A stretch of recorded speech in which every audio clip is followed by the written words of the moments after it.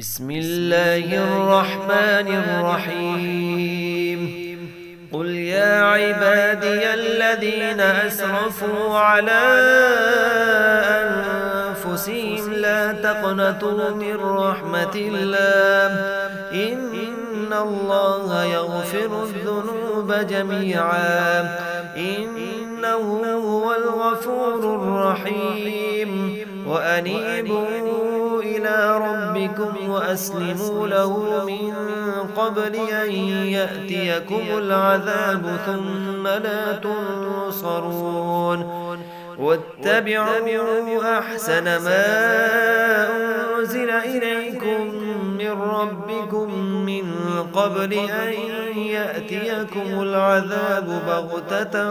وأنتم لا تشعرون أن تقول نفس يا حسرة على ما فرطت في جنب الله وإن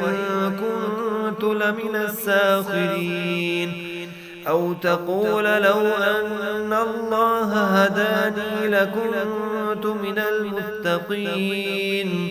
أو تقول حين ترى العذاب لو أن لي كرة فأكون من المحسنين بلى قد جاءتك آياتي فكذبت بها واستكبرت وكنت من الكافرين ويوم القيامة ترى الذين كذبوا على الله وجوههم مسودة أليس في جهنم مثوى للمتكبرين وينجي الله الذين اتقوا بمفازتهم لا يمسهم السوء ولا هم يحزنون الله خالق كل شيء